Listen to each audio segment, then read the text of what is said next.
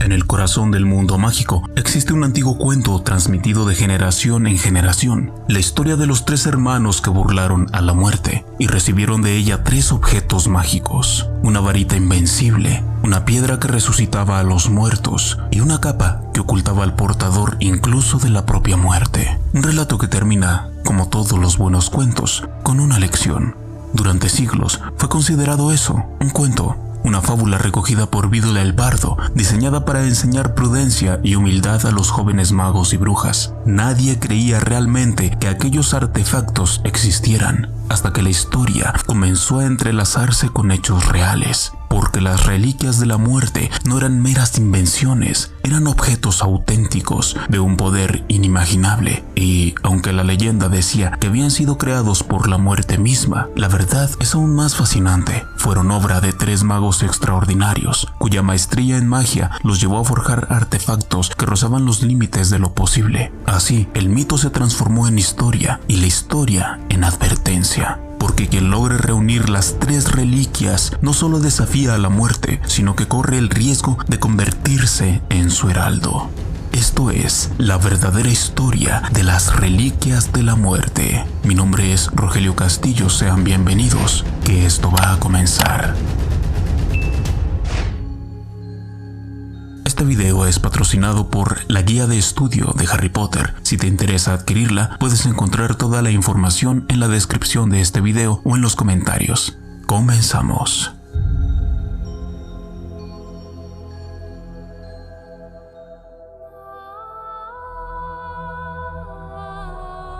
Se cree por algunos magos que los hermanos Peverell, Antioch, Cadmus e Ignatius eran los magos de El cuento de los 3 hermanos, el cual relata la historia de la creación de las reliquias de la muerte. Cada uno de ellos poseía una reliquia: Antioch, la varita de Sauco; Cadmus, la piedra de la resurrección; e Ignatius, la capa invisible. Antioch, primogénito del linaje, no fue criado con canciones ni cuentos de hadas. Creció en un hogar donde el silencio era más fuerte que la magia y donde el poder era más importante que el amor. Su madre, una bruja sabia pero débil de cuerpo, murió cuando él apenas estaba entrando a su juventud, consumida por una enfermedad que ni la alquimia ni los hechizos lograron detener. Partió lentamente entre susurros y olores amargos de pociones inútiles. Antioch la miró desvanecerse y algo en él también se quebró. Poco después, su padre, un duelista de renombre, cayó en combate contra otro mago antiguo, defendiendo un territorio que ya no importaba. La sangre salpicó el nombre de la familia, pero lo que los demás vieron como tragedia, Antioch lo entendió como una lección.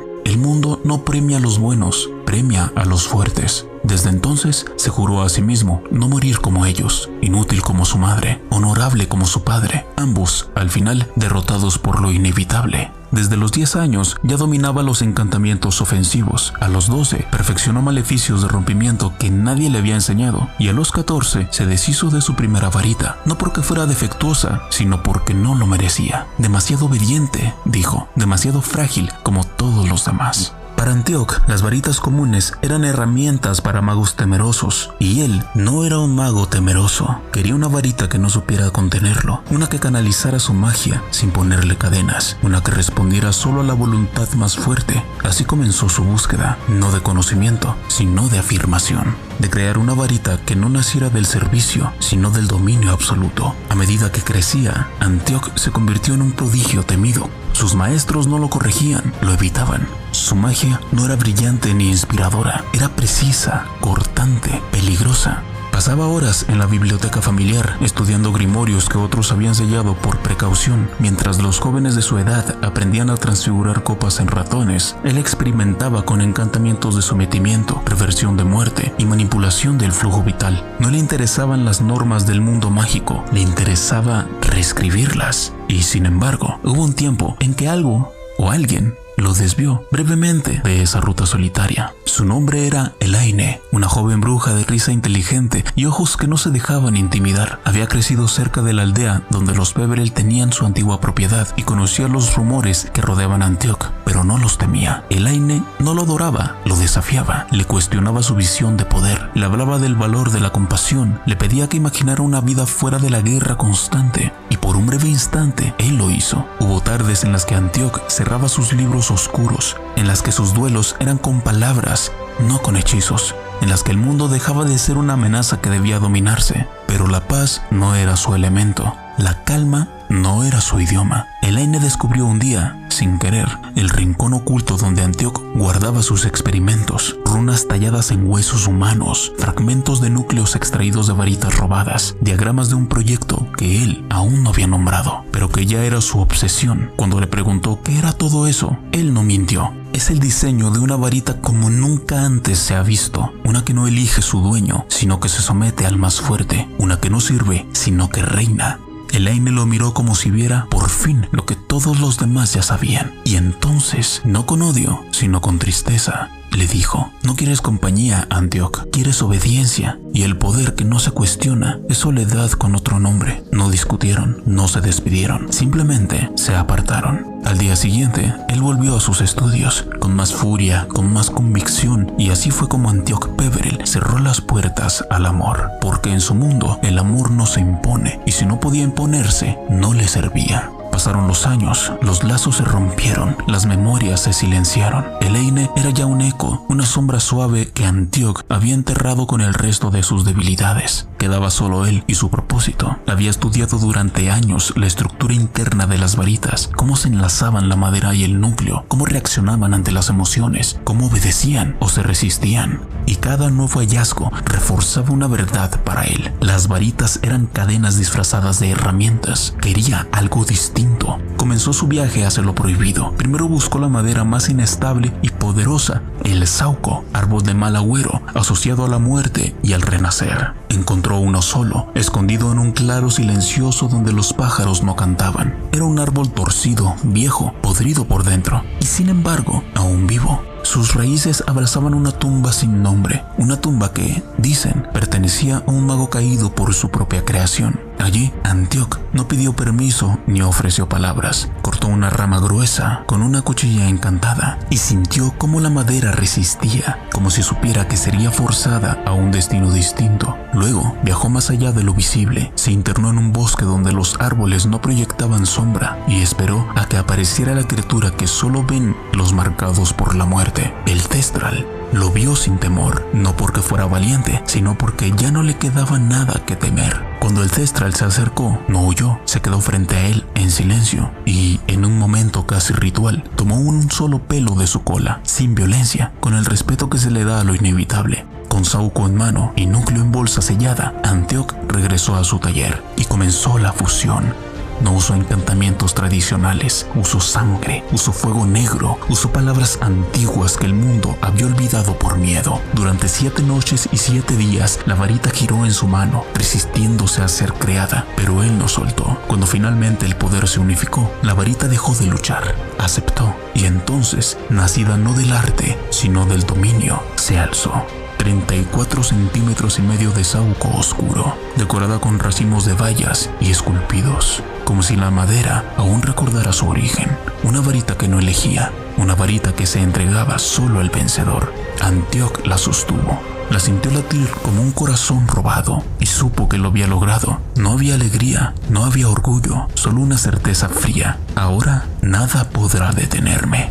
Y en el fondo de su mente, una voz dulce, lejana, que alguna vez lo amó, le susurró: y tampoco nadie te acompañará. Pero ya era tarde para volver. El poder no pasa desapercibido, mucho menos el poder que no pertenece a este mundo. Cuando Antioch blandió por primera vez la varita, el aire cambió. No fue un hechizo, fue un peso, una grieta en el equilibrio de la magia. Los duelos ya no eran desafíos, eran ejecuciones. Antioch no pronunciaba maldiciones, las desataba como si fueran pensamientos. En menos de un año, su nombre volvió a circular por el país, no como un erudito, no como un líder, sino como una amenaza. No había batalla que no ganara, no había adversario que no cayera, y sin embargo, no buscaba venganza ni justicia, solo demostración. Demostración de que su creación no tenía igual, de que su visión era la correcta, de que el mundo debía arrodillarse. Pero el poder no solo atrae respeto, atrae deseo. Los que lo vieron triunfar comenzaron a preguntarse: ¿y si la varita fuera la fuente de todo? ¿Y si la magia de Antioch no venía de su alma, sino de ese extraño instrumento de sauco con bayas talladas?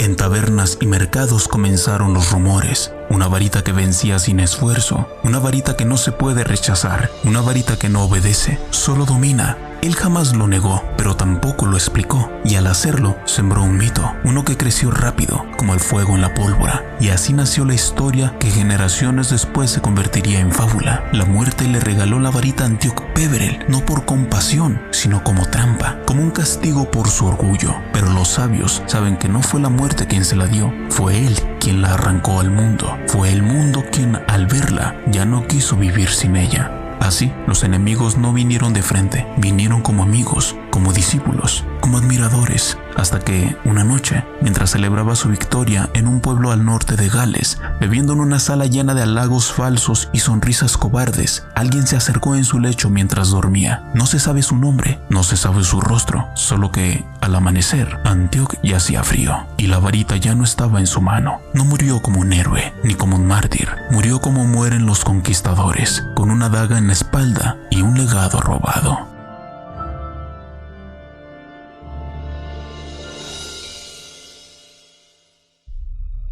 Antíoco Peverell, el mayor de los 3 hermanos, partió de este mundo sin dejar herederos, pero su legado no se extinguió con su último aliento. La varita que una vez blandió, forjada de saúco y alimentada por su sed de poder, comenzó un viaje turbulento, manchando de sangre cada mano que osó reclamarla. A través de los siglos cambió de dueño, bajo distintos nombres: la varita del destino, la varita de la muerte, la vara letal, hasta volverse una leyenda. Una historia tan temida como ignorada, en la que pocos creían, pero que susurraba en los rincones oscuros del mundo mágico.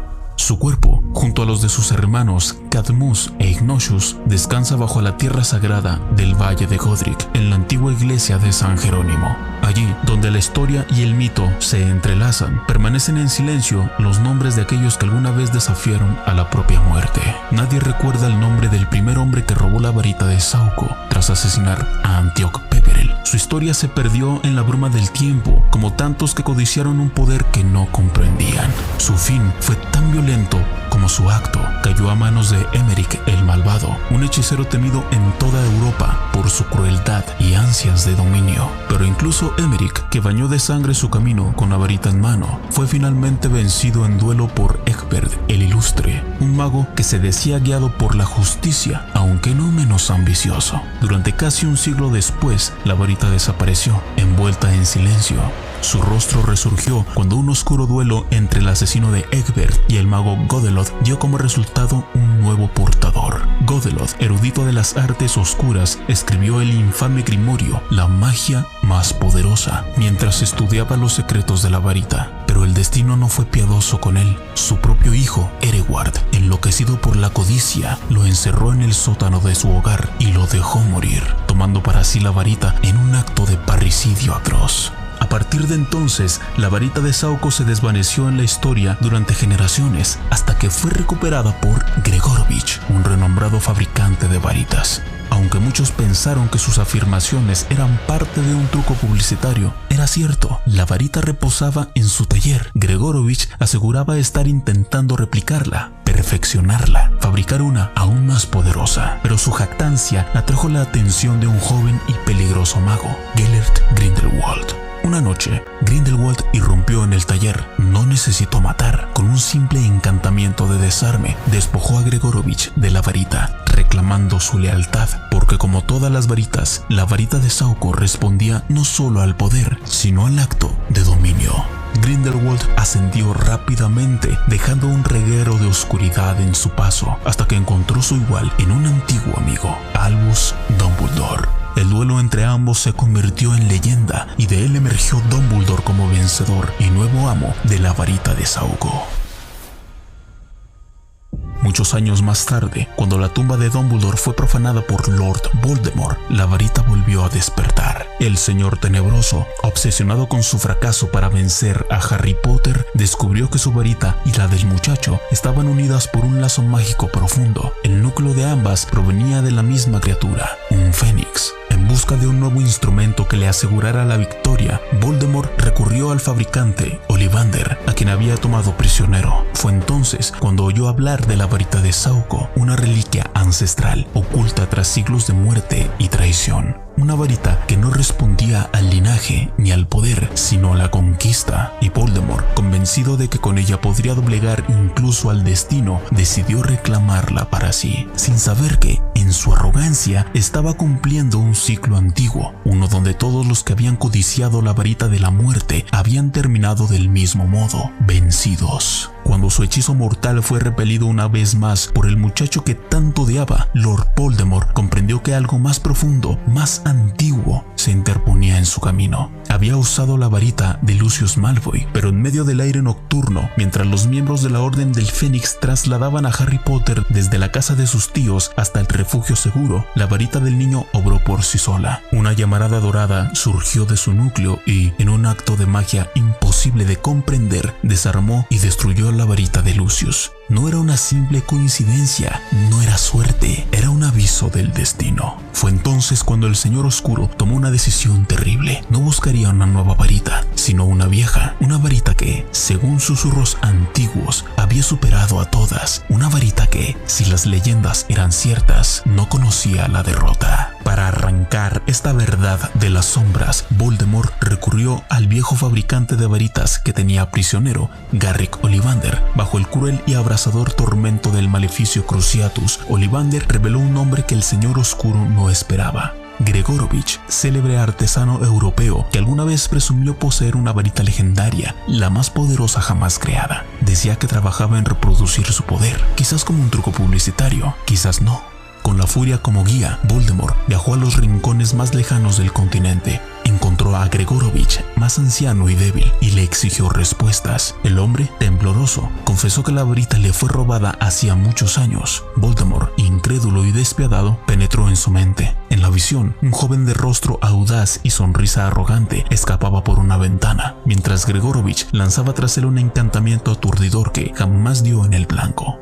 El rostro del ladrón quedó grabado en la mente del Señor Tenebroso, pero su nombre era un misterio, hasta que el azar intervino. En el Valle de Godric, durante una lucha encarnizada con la serpiente Nagini, Harry cayó y con él una fotografía arrugada. Voldemort, al encontrarla, reconoció al joven del recuerdo. El ladrón no era otro que Gellert Grindelwald, el oscuro hechicero cuyo nombre una vez fue sinónimo de terror, hasta que fue vencido por Albus Dumbledore en un duelo legendario en 1945. Sin demora, Voldemort se dirigió a la prisión más imponente del continente, Nurmengard, torre ciclópea de piedra negra levantada por el propio Grindelwald para encerrar a sus enemigos. En la entrada, grabadas como burla del destino, aún decían las palabras "por el bien mayor". Allí, en lo alto de la torre, se encontraba el anciano que una vez soñó con dominar la muerte y que ahora debía revelar si la varita de las leyendas, la varita de Sauco, había terminado en manos de su mayor enemigo.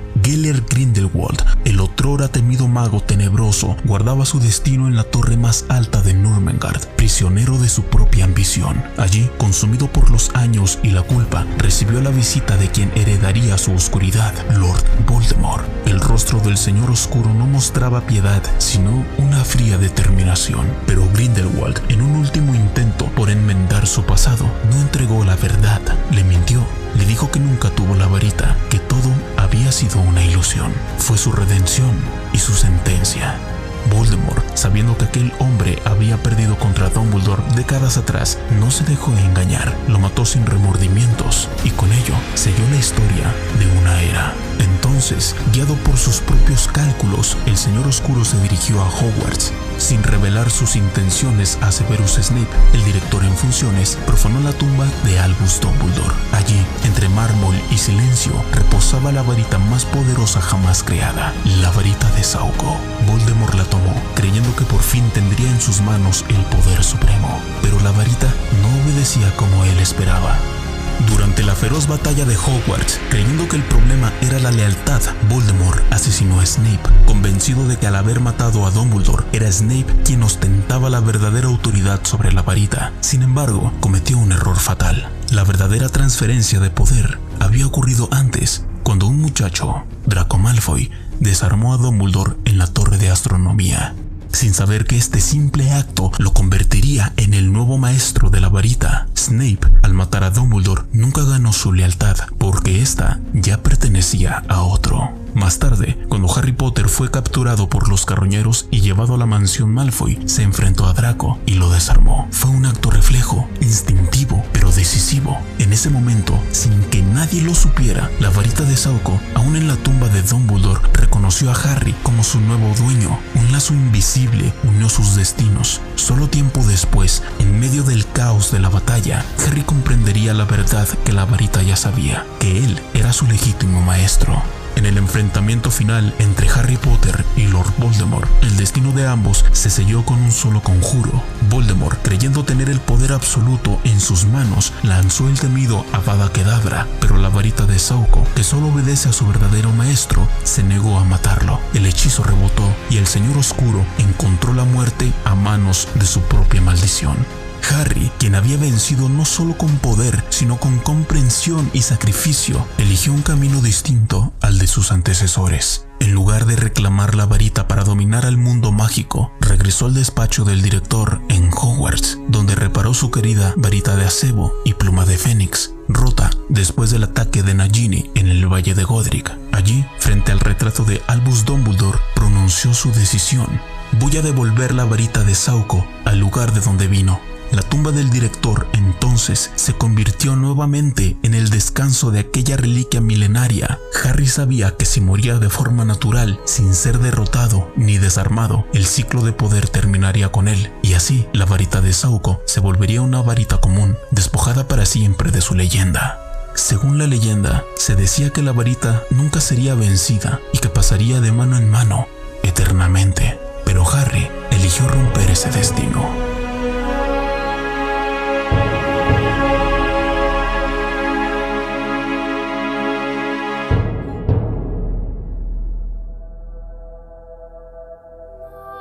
Antes de ese tiempo, antes de Hogwarts, antes de los misterios y de las varitas como se conocen hoy, existía un linaje antiguo llamado Peverell, cuyos miembros practicaban una magia primitiva, casi salvaje, nacida del hueso, la sangre y la sombra. De aquel linaje surgieron 3 hermanos: Antioch, el mayor, orgulloso y belicoso como un halcón; Cadmus, el segundo, de mirada profunda y corazón melancólico; e Ignatius, el menor, discreto y sabio, como el viento que apenas mueve las hojas pero cambia el curso del bosque entero. Cadmus Peverell no fue siempre un necromante. Su fascinación por la muerte no nació del morbo, sino del amor. En su juventud había amado a una mujer de ojos como pozos de luna, cuya voz podía calmar cualquier tormenta interior. Se habían prometido bajo un roble milenario y por un tiempo todo fue eterno, hasta que no lo fue.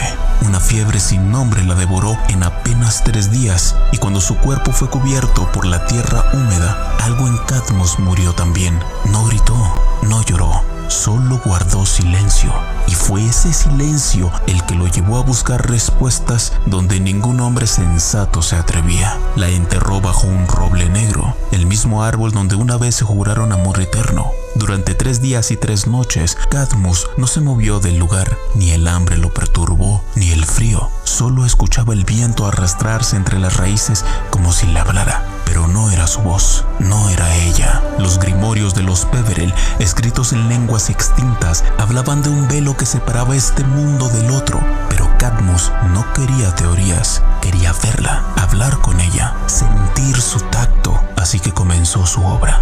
Los Peverell eran descendientes de los druidas del norte y sus raíces estaban manchadas de antiguos pactos. El hechizo no vino de un libro, fue un acto de creación. Usó un fragmento de ónix caído de un cometa, recogido en el día más oscuro del año. Derramó sangre de su propia palma sobre él, no como sacrificio, sino como contrato. Y, al final, colocó un mechón del cabello de su amada, aún guardado entre pétalos secos. Con palabras que ni él comprendía del todo, la piedra fue sellada. Cuando la sostuvo por primera vez, sintió un vacío en su pecho, como si su corazón hubiese dejado de latir durante un segundo exacto. Luego, el mundo se volvió más delgado, las sombras se alargaron, las paredes crujieron aunque no hubiera madera cerca, el aire olía a tierra recién removida, y en Entonces ella apareció, no como una ilusión, no como un fantasma. Estaba allí, la reconocía. Su voz era la misma, pero había una distancia en sus ojos, como si los recuerdos no fueran completos, como si estuviera atrapada en un sueño sin poder despertar. Ella le susurró que si podía verlo. Él le contestó: te veo, pero no te siento. Y esa fue la tragedia. Día tras día, Cadmus repetía el ritual. Había aprendido a abrir el velo, pero no a cerrarlo por completo. Las sombras comenzaron a quedarse más tiempo. Al principio eran susurros, luego lamentos, y poco a poco la piedra pareció tomar vida propia, reclamando parte de su alma con cada intento. Antíoco lo visitó una vez antes de partir al norte, con su varita nueva, arrogante y brillante. Se rieron juntos, pero el fuego en sus ojos ya no era el mismo. Ignatius solo lo observó en silencio. Sabía que su hermano estaba tocando un abismo que no tiene fondo, y aún así no lo detuvo, porque los Peverell no temían a la muerte, solo le hacían preguntas peligrosas. Cadmus no se volvió loco, se volvió hueco. Ya no hablaba con los vivos, ya no dormía. Vivía entre el crepúsculo y la penumbra, aferrado a la piedra como un recuerdo que no sabía dejar. Un día comprendió la verdad más cruel. Ella nunca regresaría. Lo que traía de vuelta era apenas un reflejo, un eco, un susurro preso entre mundos. Un día, cuando el aire olía a hojas podridas y lluvia próxima, Cadmus caminó hasta el roble donde la había enterrado. Sus manos temblaron, no por frío, sino por resignación. Frente al árbol se detuvo. Había un hueco apenas visible, escondido entre las grietas de la corteza. Lo había tallado él mismo años atrás, cuando el amor aún era joven y el futuro parecía eterno. Allí había colocado con dedos temblorosos de emoción un anillo de compromiso que no se atrevía aún a entregarle. Un anillo sencillo, de oro opaco, con una piedra azul como el cielo que solía mirar con ella. Nunca tuvo la oportunidad de decírselo, y ahora, en ese mismo hueco, deslizó la piedra, la maldita, la que le había prometido traerla de vuelta, solo para recordarle que algunos límites existen por misericordia. No dijo palabras, no lloró, solo colocó el anillo y la piedra juntos y se alejó. Con el paso del tiempo, la piedra y el anillo se fundieron en uno mismo. La piedra de Cadmus reemplazó el diamante azul que adornaba el anillo. Se dice que Cadmus falleció poco después. Según la leyenda, este se quitó la vida para estar con ella. La historia nos da indicios de acontecimientos diferentes. Tiempo después de abandonar la piedra, tras ocultarla en el hueco donde una vez había guardado el anillo de compromiso, Cadmus intentó reconstruir su vida. Se casó con una mujer de nombre olvidado por los libros, pero que alguna vez logró hacerle reír entre los muros de una nueva casa. Con ella tuvo una hija. La niña fue su segunda oportunidad, su ancla, su único lazo real con el presente. La miraba dormir como si observara algo imposible. Jamás le habló de la piedra, nunca de la primera mujer, pero a veces, cuando creía que nadie lo veía, sus ojos se llenaban de ausencia, como si aún escuchara una voz desde detrás del velo. Vivió muchos años en esa casa, cuidó de su hija, cultivó un jardín que jamás floreció del todo. Murió en su cama, rodeado de ramas secas y libros que ya no abría. La causa fue simple, su cuerpo se detuvo, tal vez de tristeza, tal vez de cansancio. La versión oficial indica que fue enterrado en el cementerio de la iglesia de San Jerónimo del Valle de Godric, donde reposaría durante los siguientes siglos junto a sus hermanos. Pero otras versiones indican que ese fue solamente un sepulcro simbólico, pues en secreto, durante una ceremonia más íntima, fue enterrado bajo un roble junto a la tumba de su primer amor. Los años pasaron como hojas arrastradas por el viento. Los Peverell se dispersaron, sus nombres diluidos en ramas olvidadas del tiempo. Con los siglos, los hombres transformaron esta historia en una fábula. Los tres hermanos, la muerte como figura, los objetos como regalos. Pero regresemos un poco en el tiempo. Antes de su trágico destino, se sabe que Cadmus engendró a una hija de la cual la historia desconoce su verdadero nombre. El apellido Peverell de la descendencia de Cadmus se perdió por el linaje materno, hasta que posteriormente se mezclaría con otros apellidos de sangre pura, hasta culminar con los Gaunt, el linaje de Cormlait y Rionach. La piedra pasó de generación en generación en la familia Gaunt, oculta sin que su verdadero poder fuera plenamente comprendido. Siglos más tarde, la reliquia reapareció ya como un anillo negro y gastado, con un símbolo grabado en su superficie. Un círculo dentro de un triángulo cruzado por una línea, el símbolo de las reliquias de la muerte, que con el paso del tiempo sería recordado más como el escudo de los Peverell. Este anillo acabó en manos de Marvolo Gaunt, el último progenitor de la familia Gaunt, quien había tenido 2 hijos, Morfinn y Mérope. En 1925, tras un acto de violencia contra moguls y enfrentarse al ministerio, Marvolo y su hijo Morfinn fueron arrestados y enviados a Azkaban. Marvolo no resistió la prisión. Al ser liberado, estaba débil, quebrado y murió poco después, dejando el anillo a Morfinn. Y fue entonces cuando el destino tejió una nueva tragedia. En 1943, Tom Marvolo Riddle, descendiente directo de Marvolo a través de su hija Mérope, regresó a la casa familiar. Allí robó el anillo a Morfinn, asesinó a su propio padre y a sus abuelos muggles y manipuló la memoria de su tío, haciéndole creer que él había sido el asesino. Morfinn jamás supo que su sobrino le había arrebatado la reliquia. Solo lloró la pérdida del anillo sin comprender que aquella joya desgastada contenía uno de los objetos más codiciados del mundo mágico. La piedra de la resurrección, oculta a la vista, seguía marcando destinos. En su insaciable búsqueda de poder e inmortalidad, Tom Riddle cometió uno de los actos más oscuros de magia. Convirtió el anillo de los Gaunt y con él, sin saberlo, la piedra de la resurrección en un Horrocrux. Para ello, asesinó brutalmente a su propio padre y a sus abuelos muggles, sellando un fragmento de su alma en el objeto. Tal y como dijo Albus Dumbledore años después, es poco probable que Riddle comprendiera la verdadera naturaleza de la piedra. Si lo hubiera hecho, quizá la habría guardado celosamente por su poder único. O quizá no, quizá simplemente no tenía a nadie por quien desear la resurrección. El anillo maldito fue devuelto por Riddle a la casucha abandonada de los Gaunt, oculta entre la maleza y el tiempo, protegida por sortilegios oscuros y trampas mágicas para asegurarse de que nadie jamás lo encontrase. Pero alguien lo encontró.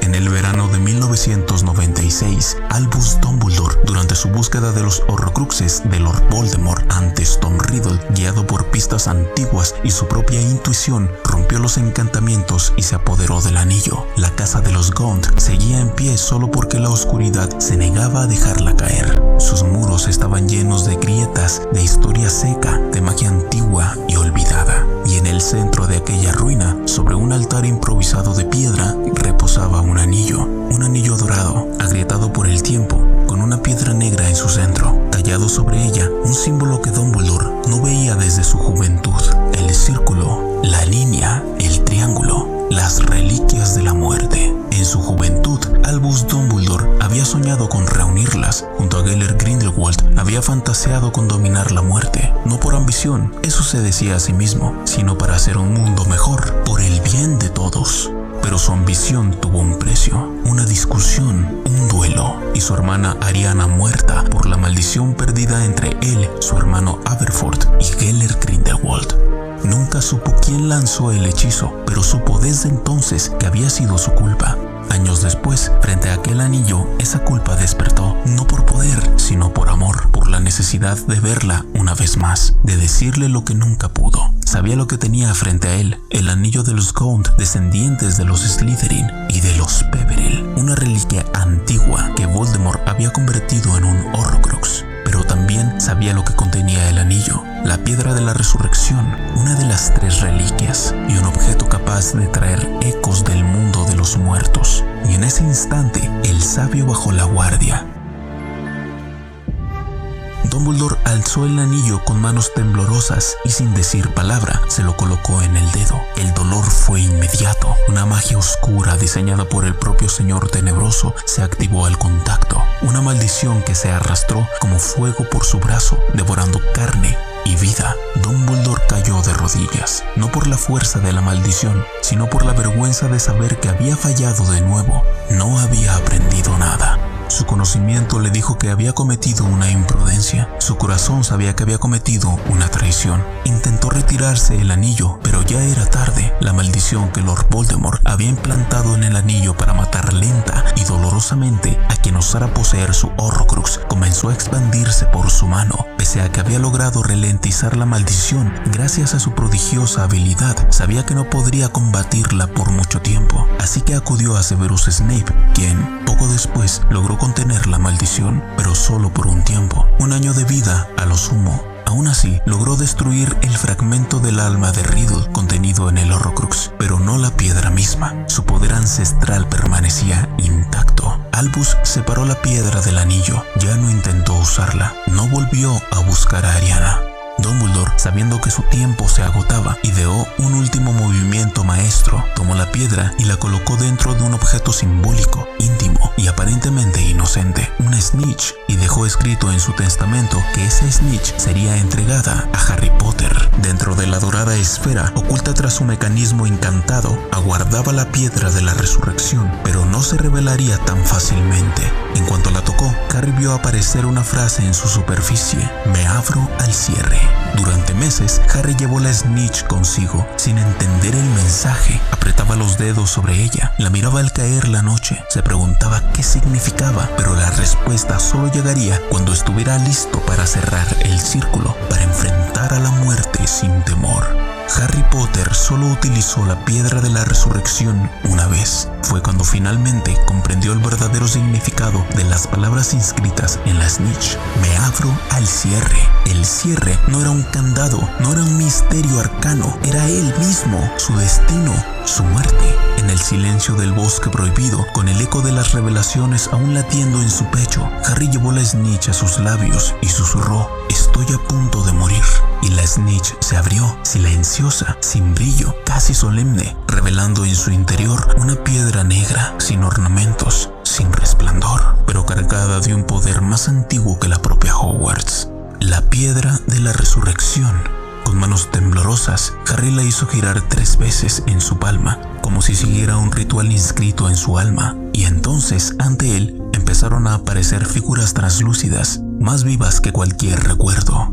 James Potter, Lily Evans, Sirius Black y Remus Lupin. No eran fantasmas, no eran cadáveres animados, eran ecos del amor que lo había protegido siempre. Sus padres, su padrino, su maestro y amigo. Caminaron hacia él en silencio, avanzaba hacia el corazón oscuro del bosque prohibido, hacia Voldemort, hacia su muerte. Y justo antes de llegar, sin mirar atrás, Harry dejó caer la piedra, cayó entre las hojas secas, rodó sobre la tierra y se perdió en la maleza. No intentó recuperarla, no deseaba volver a verla. Su papel estaba cumplido y el poder de la reliquia agotado. Más tarde, cuando todo terminó y el mundo volvió a nacer entre las ruinas, Harry le dijo al retrato de Dumbledore en el despacho del director: "No tengo intención de volver a buscarla". Y así, la piedra de la resurrección quedó abandonada en el bosque, perdida entre raíces y musgo, donde ningún mago ha vuelto a encontrarla. Con el paso del tiempo, una pezuña centaúrica, firme y pesada, la hundió en la tierra y allí quedó, oculta por la misma magia que la vio nacer, lejos del deseo humano, lejos del peligro. Una reliquia dormida, silenciosa, como debe ser.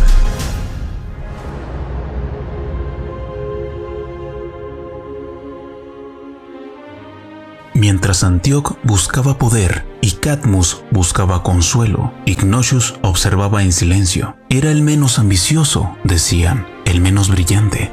Pero a veces, lo que el mundo llama debilidad es una forma más profunda de comprensión. Ignatius no temía la muerte como Antioch, tampoco la anhelaba como Cadmus, solo sabía que llega demasiado pronto para quienes aún tienen algo que amar. Él había visto a su madre morir de una maldición silenciosa, había sentido la mano de los aurores rozarle la espalda por el linaje oscuro que corría por sus venas, y había oído hablar de un futuro que no quería ver. El mundo mágico cambiaba, se volvía más violento, más cruel. Pronto no quedaría refugio para los que simplemente deseaban vivir en paz. Así que tomó una decisión. No pelearía, no huiría, se ocultaría. Los brujos de su tiempo ya conocían formas de ocultarse. Estaban los hechizos desilusionantes que confundían la percepción del enemigo, pero también eran imperfectos, se rompían con el agua, con el viento, con el miedo. Existían las capas tejidas con pelo de demiguise. Sí, bellas, pero frágiles, limitadas. Las tejían los cazadores del este y duraban lo que dura el pelaje de la criatura, un par de años a lo mucho. Además, no ocultaban lo que uno era, sino lo que uno parecía ser. Pero Ignatius no quería esconder su cuerpo, quería proteger su alma. Y por eso creó algo que nadie más había logrado. Una capa que no era simplemente invisible, sino intocable para el destino.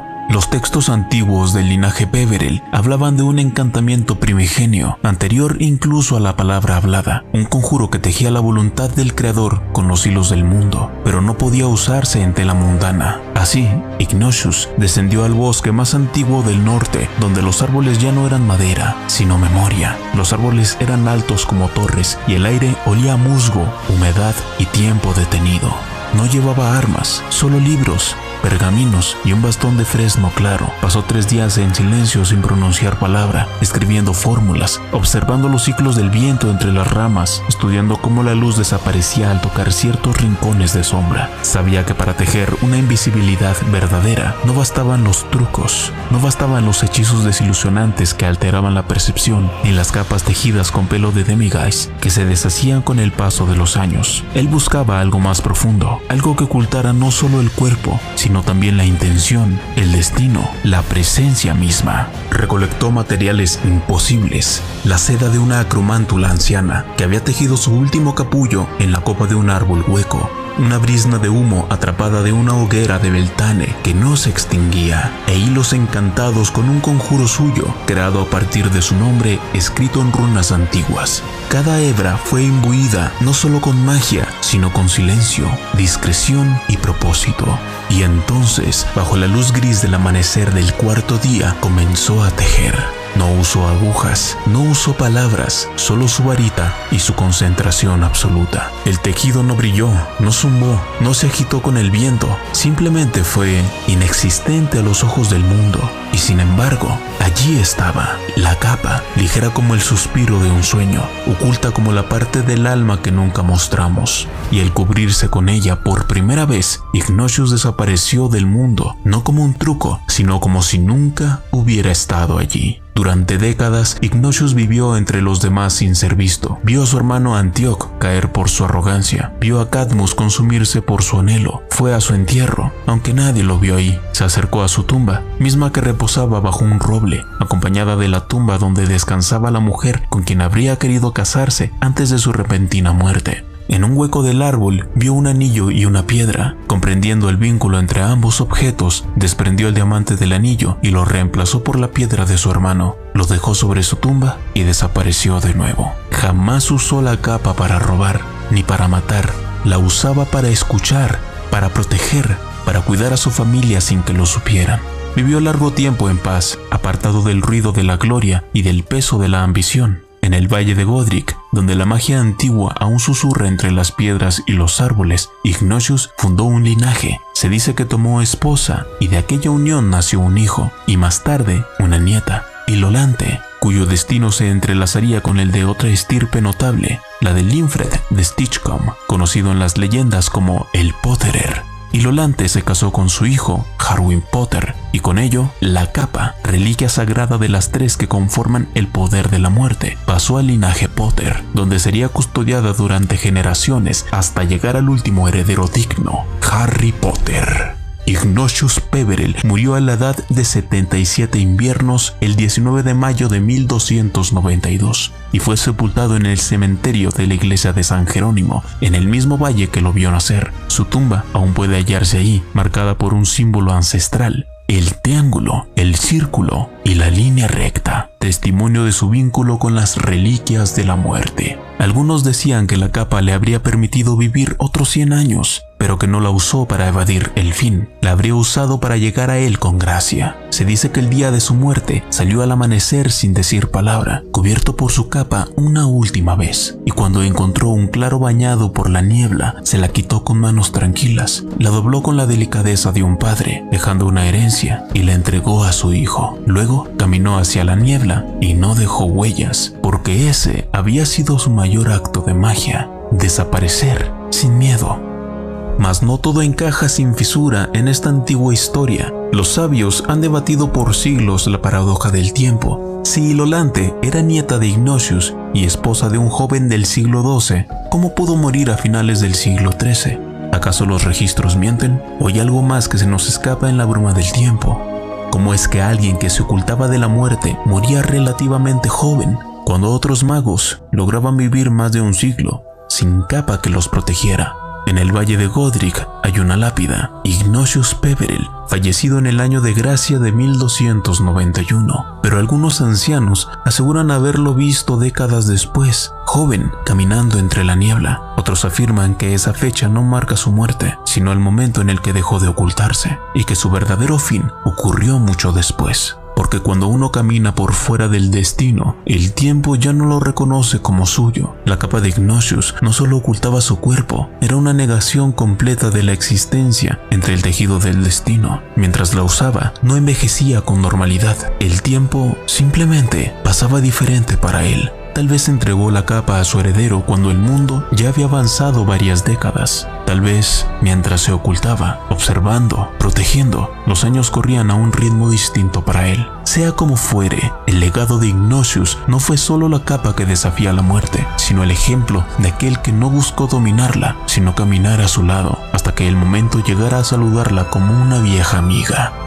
A su muerte, la reliquia pasó, como manda la sangre y la intención, a su hijo único, pero el destino, siempre caprichoso, dictó que aquel hijo no tendría descendencia varón, así la capa cambió de curso, aunque no de linaje. Fue su nieta, Iolanthe, heredera de la prudencia de su abuelo, quien recibió la capa, y al unir su destino al de Harwin Potter, hijo de Linfred de Stinchcombe, el linaje Peverell halló refugio en una nueva estirpe, los Potter. La línea masculina de los Peverell se extinguió en aquel tiempo, pero la capa, sabia en su destino, encontró otro modo de perdurar. Desde entonces, se deslizó a través de las generaciones por la rama femenina de la sangre, fiel a su propósito ancestral. Los siglos se sucedieron como hojas barridas por el viento. En el siglo XX, la capa resurgió a manos de Henry Potter, un mago de honor que alzó su voz en el Wizengamot contra los prejuicios del mundo mágico. De Henry pasó a su hijo Fleamont, un alquimista refinado cuya poción capilar hizo fortuna, pero cuyo mayor legado fue su único hijo, James Potter. James, joven temerario y de espíritu indomable, usó la capa en incontables aventuras dentro de los muros de Hogwarts, deslizándose como un susurro entre los pasillos, esquivando prefectos y profesores por igual. Mas el tiempo oscuro se cernía y un nombre prohibido comenzaba a resonar con fuerza: Lord Voldemort. Fue en ese entonces cuando Albus Dumbledore, guardián de muchos secretos y buscador de verdades antiguas, notó la singularidad de la capa al verla en manos de James. Recordando su juventud marcada por la obsesión con las reliquias de la muerte, pidió examinarla. James, confiado y curioso, accedió. Poco después, la tragedia golpeó. James y Lily Potter fueron asesinados, dejando al pequeño Harry como el niño que sobrevivió. La capa, silenciosa testigo de la historia, quedó entonces en posesión de Dumbledore, quien, sabiendo lo que era y lo que significaba, la guardó no como una reliquia, sino como un legado, esperando el momento en que regresaría a su legítimo heredero. 10 inviernos después de la caída de los Potter, en una Navidad colmada de sombras y secretos, un misterioso regalo aguardaba en lo profundo de los pasillos de Hogwarts. Envueltos entre pliegues antiguos, los hilos invisibles del destino se ofrecieron a Harry Potter, bajo la forma de una capa ligera como el suspiro de la muerte. Ningún nombre lo acompañaba, solo un consejo breve, casi susurrado: úsala bien. Y bien la usó. Desde aquella noche, la capa de Ignatius caminó nuevamente los senderos del castillo, oculta en su poder. Harry cruzó puertas cerradas, burló enemigos y caminó entre la vida y la muerte sin ser visto. Fue compañera fiel en los tiempos de juego y en los días más oscuros, cuando el mundo temblaba bajo el regreso del Señor Tenebroso.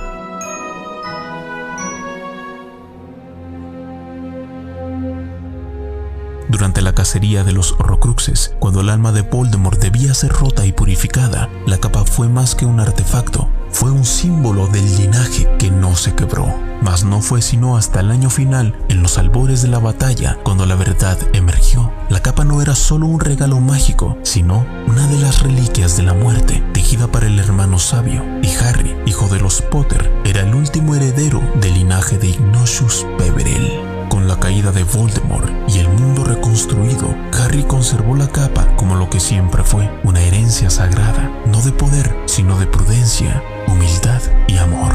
Guardó la reliquia con reverencia, aguardando el día en el que el tiempo se completara y pudiera ser pasada de mano en mano, como se había hecho a lo largo de los siglos. Muchos años más tarde, cuando su hijo James Sirius se preparaba para iniciar su 6º año en Hogwarts, Harry depositó la capa en su baúl como un gesto solemne y lleno de historia. El joven Potter, travieso como su padre, recibió la reliquia con la irreverencia de la juventud. La usó para ocultar un accidente capilar provocado por una broma de su tío Ron, cuyo peine encantado le tornó el cabello de un rosa chillón. No mucho tiempo después, la capa cambió de manos nuevamente, esta vez como parte de una rivalidad fraternal. Albus Severus Potter, el hijo menor de Harry, la tomó prestada del baúl de su hermano y, al igual que su padre décadas atrás, se deslizó entre los pasillos prohibidos, evadiendo la mirada severa de la profesora McGonagall, escondido entre los pliegues de una leyenda. Y así, la capa de la muerte sigue su curso, deslizándose por las generaciones no como un arma, sino como un testimonio de linaje que supo elegir sabiamente, porque mientras haya un Potter, habrá alguien digno de portar la sombra del hermano sabio.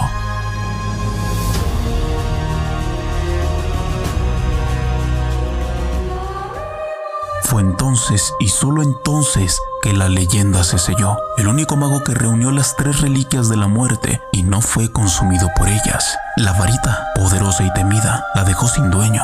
La piedra, tan codiciada, la soltó sin remordimiento. La capa la conservó no por gloria, sino por amor. No las usó para dominar, no las guardó para presumir, no las deseó para vencer a la muerte, sino para comprenderla. Así fue como Harry Potter se convirtió no en amo de la muerte, sino en algo mucho más raro y temido, su igual. En él, el mundo mágico vio una nueva clase de poder, no el que somete, sino el que renuncia. Vio un nuevo tipo de victoria, no la de una inmortalidad, sino la de aceptación, porque en un mundo donde tantos magos temieron al final, Harry enseñó que vivir de verdad no era resistirse a la muerte, sino caminar con ella sabiendo que el amor, la memoria y el sacrificio dejan una marca más duradera que cualquier hechizo. Y así, mientras las generaciones futuras estudian su nombre en libros y recuerdan su hazaña con asombro, la verdad más profunda permanece oculta entre las líneas, que el verdadero señor de la muerte es aquel que no desea serlo.